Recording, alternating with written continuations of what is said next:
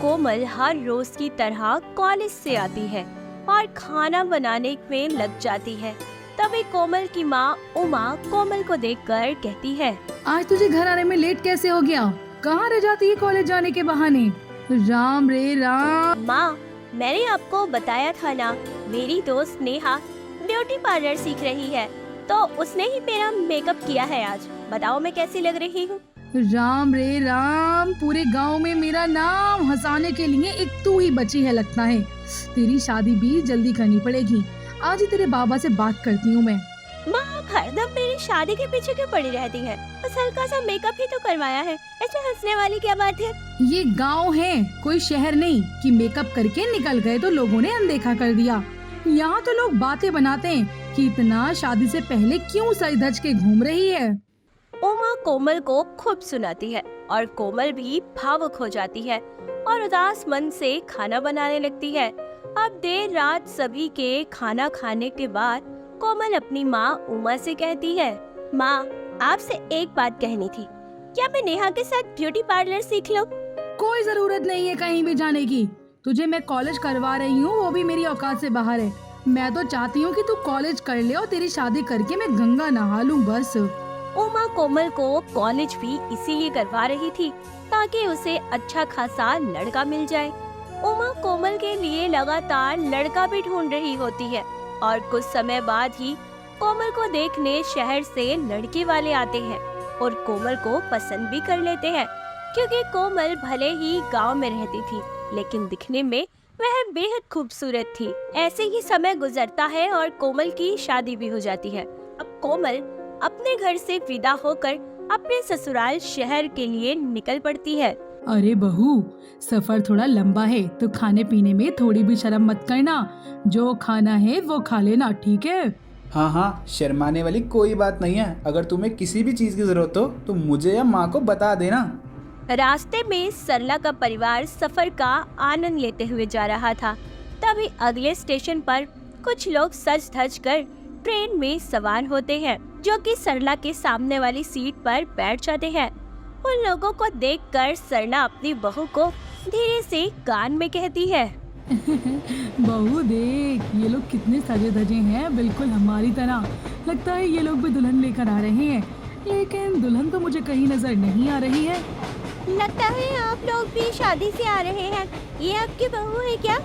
हाँ जी जी, कल ही मेरे बेटे की शादी हुई है। अब गांव में रुकने का तो कोई फायदा नहीं, इसलिए शादी करके सीधा विदा करवा लिया। अच्छी बात है, बहू बड़ी सुंदर है आपकी। हम अपने बेटे की शादी के लिए शहर जा रहे हैं। अरे वाह, क्या बात है। चलो अच्छा है, हम गांव से लड़की ले जा रहे हैं और अब शहर की लड़की लाने जा रही हैं। ऐसे ही सफर और भी सुहावना हो जाता है, क्योंकि सजे धजे लोग एक दूसरे से हंसी मजाक कर रहे होते हैं। तभी अचानक बीच रास्ते में ही ट्रेन रुक जाती है।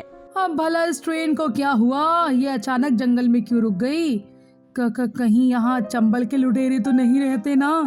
शुभ शुभ बोलिए बहन जी, हमें बहुत डर लग रहा है, न जाने क्या होगा। कैसे ये ट्रेन अचानक से रुक गई? सभी पैसेंजर घबरा जाते हैं कि अचानक से ट्रेन जंगल में क्यों रुक गई। कुछ देर इधर उधर घूमने के बाद पता चलता है कि ट्रेन में कोई टेक्निकल प्रॉब्लम आ गई है, जिस वजह से ट्रेन को बीच में रोकना पड़ा और ऐसे में ट्रेन का सफर कर रहे पैसेंजर काफी परेशान हो जाते हैं और गर्मी से बेहाल इधर उधर घूमने लगते हैं। माँ, मुझे लगता है ट्रेन को ठीक होने में समय लग सकता है और गर्मी भी बहुत है। आप लोग पानी वानी पीते रहिएगा। अरे एक तो इतने भारी कपड़ों में गर्मी और भी ज्यादा लग रही है। सही कह रही हैं आप बहन जी। देखिए ना, हमें तो बारात लेकर पहुंचना था और हमारे बारातियों का चेहरा कैसे उतर गया। अरे औरतों का भी मेकअप उतर रहा है। अरे ये तो मैंने देखा ही नहीं। सच में आप लोगों को बड़ी दिक्कत होगी अगर थोड़ी देर और ऐसा ही रहा तो। ट्रेन के रुक जाने के बाद ट्रेन में सवार लोग तो परेशान थे ही, लेकिन असल परेशानी उन्हें थी जो बारात लेकर शहर जा रहे थे। बारातियों का मेकअप गर्मी के पसीने से उतरे जा रहा था और उनका चेहरा भी उतरे जा रहा था। ये देखकर कोमल अपनी सास सरला से कहती है, माँ जी, मैं इनकी मदद कर सकती हूँ अगर आप कहे तो। अरे बहू, भला तू इनकी मदद कैसे कर पाएगी? अब ट्रेन में खराबी आ गई तो तू क्या ही कर सकती है बेटा? मैं ट्रेन तो ठीक नहीं कर सकती, लेकिन चेहरे जरूर ठीक कर सकती हूँ। अरे उनके चेहरे कैसे ठीक कर सकती है? गर्मी है ही इतनी कि पसीने में कोई भी भला कोई कैसे रोक सकता है? माँ जी, मैं उसकी बात भी नहीं कर रही हूँ, मैं तो मेकअप की बात कर रही हूँ जो इनके चेहरे से उतरे नजर आ रहे हैं। इसका मतलब तुझे ब्यूटी पार्लर आता है? हाँ, तू मेकअप करना अच्छे से जानती है। शादी से पहले तो ये सब बताया नहीं तेरी माँ ने। मेरी माँ मेरे ब्यूटी पार्लर सीखने के खिलाफ थी क्योंकि उनको मेरा बाहर जाना पसंद नहीं था। उनका कहना था गांव के लोग गलत समझेंगे। इतना सुनाने के बाद सरला अपनी बहू कोमल को समझाती है और वो सामने बैठे बारातियों में से उस औरत से कहती है जो काफी समय से सरला से बात कर रही थी। अब बहन जी बुरा न मानिएगा तो एक बात कहूँ, आप मुझे काफी समय से परेशान लग रही हैं क्योंकि बच्चे जो इतना सज के आए हैं ना उनका मेकअप खराब हो रहा है। तो मेरी बहू अच्छा मेकअप करना जानती है और वो आपसे पैसे भी नहीं लेगी। नेकी और पूछ भले काम में देरी कैसी। देखो सबका चेहरा कैसा हो गया है। अगर ऐसे हाल में हम बारात लेकर पहुँचे तो लड़की वाले तो हमें देखकर ही डर जाएंगे। इतना कहने के बाद कोमल बारी बारी सबका मेकअप करने लगती है और कुछ ही देर बाद ट्रेन भी चल पड़ती है। लगभग 2-3 घंटे बाद 5 से 7 औरतों का मेकअप पूरा हो जाता है। साथ में कोमल दूल्हे का मेकअप भी ठीक कर देती है। ये सब देखकर औरत कोमल से कहती है, बेटी आज के समय में कोई किसी का नहीं होता और तुमने अनजान होते हुए भी हमारी मदद की। इसके लिए ये खुशी के मौके पर थोड़ा शगुन तो बनता है। नहीं आंटी जी, मुझे मेकअप करने का बहुत शौक है और मुझे इससे बहुत प्यार भी है। आप इसे मेरा प्यार समझिए।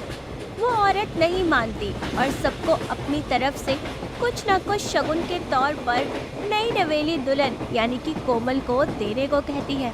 अब कुछ ही समय बाद सफर पूरा होता है और बाराती अपनी बारात लेकर निकल जाते हैं और कोमल अपनी सास और पति के साथ ससुराल आ जाती है। अरे बहू, ये तेरी मेहनत के पैसे हैं और तुझे शगुन के तौर पर भी मिले हैं, तो तू ही रख बेटा इसे। वैसे ब्यूटी पार्लर का काम कोई बुरा भी नहीं है, तुम्हारे आगे के लिए तो काम ही आएगा। सही कहा ना माँ? हाँ बिल्कुल सही कहा। भला टैलेंट किसके काम नहीं आता। और बहू मुझे ये बता, तुझे शगुन के तौर पर कितने पैसे मिले हैं? माँ जी, यही कोई 8-9 हजार रुपए मिल गए। यह तो गलत है माँ, शगुन तो मुझे भी मिलना चाहिए था ना। हाँ क्यों नहीं, तू भी घूंघट कर ले और आने जाने वाले बहू के साथ तुझे भी देखकर शगुन थमा जाएंगे। इतना स्ट्रगल मेरी बस की नहीं है। वैसे भी अभी तो कोमल नहीं है, कुछ दिनों बाद मैं तुम्हारे सपनों के बारे में जरूर सोचूंगा। हाँ बहू, तेरा ब्यूटी पार्लर का सपना तो जरूर पूरा होगा। भले ही तेरी माँ ने तेरे सपनों को पूरा करने के लिए तुझे इसलिए रोका क्योंकि गांव के लोगों की सोच थोड़ी छोटी होती है, लेकिन अब तो तू शहर में आ गई है। सरला अपनी बहू कोमल के इस टैलेंट से काफी खुश होती है और कोमल भी पहली बार इतने सारे बारातियों का मेकअप करके बहुत अच्छा महसूस करती है। देर से ही सही, लेकिन उसके सपनों को उड़ान तो मिली और समय के साथ उसके ससुराल वाले उसके लिए ब्यूटी पार्लर खुलवाने की बात भी करते हैं। तो अब कोमल अपने सपनों को लगभग सफलता से पूरा कर ही चुकी थी।